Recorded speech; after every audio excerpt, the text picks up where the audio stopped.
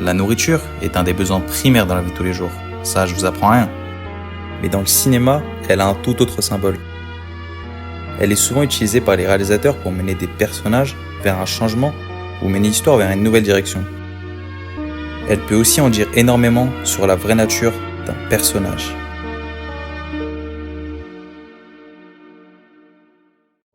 Le lait est un symbole d'innocence et de pureté, on en buvait tous étant enfant. Dans le film Catch Me If You Can, on nous rappelle vite l'âge de Frank par le choix de sa boisson. Would you like a drink after takeoff? Milk? Le lait est aussi un symbole de l'enfance, donc c'est assez drôle de voir Léon le professionnel, un assassin viril, en boire tout au long du film. Dans ce cas-là, le lait est utilisé pour mettre en valeur son côté maternel avec Mathilda lorsqu'il la prend sous son aile. Mais dans certains cas, le lait fait l'effet inverse, rendant les personnages flippants. Dans No Country for Old Men, le personnage principal Anton a la carrure massive et effrayante, traquant ses proies sans relâche tout au long du film à l'aide de son pistolet comprimé, s'arrête après être entré par effraction chez une de ses victimes pour boire du lait assis sur le canapé de sa victime. C'est vraiment flippant. Mais ici, le lait indique comment ces personnages maléfiques accomplissent leurs horribles actions tout en étant sobres. Ça montre que c'est tout simplement leur vraie nature. S'il y a bien un antagoniste qui sort du lot, c'est le Homelander dans la série The Boys, qui, je n'ai pas besoin de le rappeler, boit constamment du lait tout au long de la série. L'obsession de Homelander pour le lait maternel semble prendre une tournure de plus en plus glauque et prononcée durant la série. D'ailleurs, toutes les scènes où il boit du lait provoquent de la gêne chez ses téléspectateurs. Oh my god. Pour le cas de Homelander, c'est assez particulier. Il faut dire que le jeune homme qui fut n'a jamais été élevé dans une famille conventionnelle aimante et affectueuse, mais par des scientifiques dans un laboratoire ne cherchant qu'à faire de lui l'être le plus puissant possible.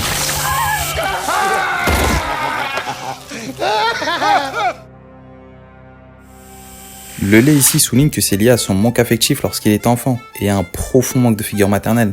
Est-ce que ça justifie toutes les atrocités qu'il a pu faire ? Spoiler, non, mais c'est sur ça qu'on va conclure le premier chapitre de cette vidéo.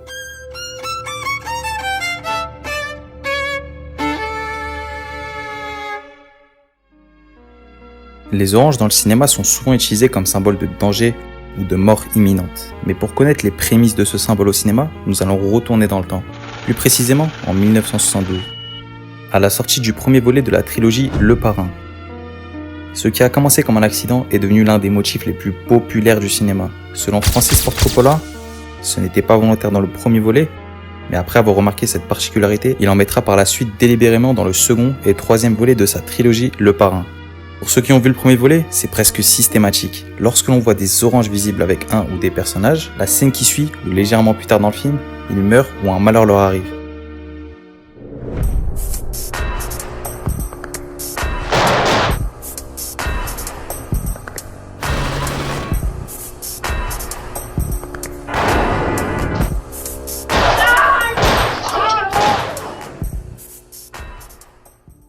Dernière apparition du fruit, c'est dans le jardin. Vito y joue avec son petit-fils, il s'amuse à lui faire peur avec un quartier d'orange dans la bouche pour lui faire quelques grimaces. Mais quelques secondes plus tard, son cœur lâche et il s'effondre, comme pour rappeler qu'on est toujours attrapé par le passé.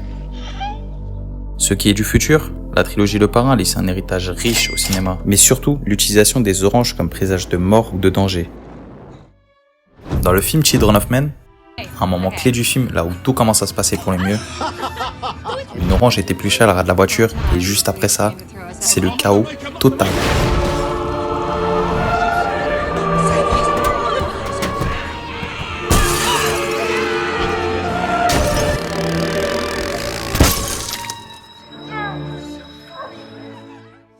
Ou même dans le film Requiem for a Dream, dans la scène où le vendeur de drogue est assis à l'arrière d'un camion en train d'éplucher une orange, quand d'un coup, la foule devient trop mouvementée et il commence à tirer dans le tas.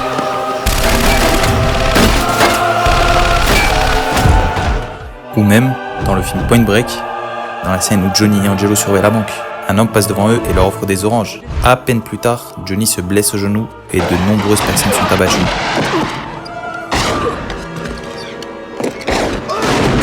Mais il y a tellement d'autres exemples à citer, mais je vais vous en citer qu'un dernier. Dans la série Breaking Bad, dans le 11e épisode de la 4e saison, Ted se prend les pieds dans le tapis en voulant s'enfuir, et comme d'hab, si vous avez bien suivi, des oranges, et il finit en légumes. Vous voyez que la nourriture a plusieurs symboles dans le cinéma. Vous n'êtes pas au bout de vos surprises. Et si je vous disais que l'on est ce qu'on mange? C'est vrai que ce qu'on mange peut en dire très long sur votre personnalité. Elle peut même être utile à la caractérisation d'un personnage. Et c'est sur ça qu'on va enchaîner sur le 3e chapitre de cette vidéo.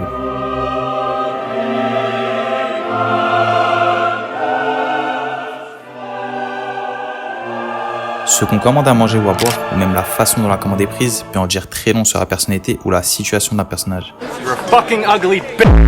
Et ça, les réalisateurs l'ont très bien compris. C'est un des axes principaux de la personnalité. On a tous déjà été transportés dans nos souvenirs les plus lointains en mangeant un plat qui a éveillé en nous de la nostalgie. Comme le critique culinaire Anton Ego dans le film Ratatouille. Lorsqu'il goûta la ratatouille faite par Rémi, qui lui rappela directement celle cuisinée par sa mère lorsqu'il était enfant. Lui qui n'a jamais souri, ni même apprécié ce qu'il mange, après une seule bouchée, il retrouva le sourire et écrit une bonne critique au restaurant. Ou même dans le film Scarface, on peut y voir Tony Montana manger une rondelle de citron, ce qui paraît au premier abord normal, ne l'est pas du tout, car ainsi le citron sert à nettoyer les mains après le dîner. Cela montre à quel point il a grandi dans la pauvreté et n'a jamais été exposé à la richesse. Parfois, c'est même le moment où le personnage mange qui peut en dire énormément. Comme dans le film Spider-Man 2, lorsque des voitures de police et d'ambulance passent, il décide de croquer dans son hot dog plutôt que d'aller sauver les victimes. Parce qu'à ce moment-là, il voulait vivre une vie normale et abandonner son rôle de super-héros. Ou même dans le film Inglourious Basterds, lorsque Aldo Raine mange son sandwich comme si de rien n'était lors d'une exécution.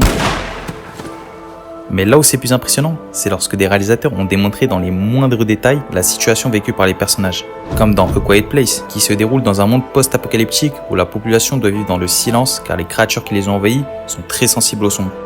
On peut y voir à plusieurs moments du film des détails liés à la nourriture, comme le fait qu'ils mangent la nourriture avec leurs mains dans des plats en bois pour éviter d'être bruyants à table. Même lorsqu'ils font leurs courses, ils ne prennent surtout pas de chips car c'est trop bruyant. Ou même le fait que le poisson soit grillé dans le souterrain pour camoufler le bruit de la cuisson.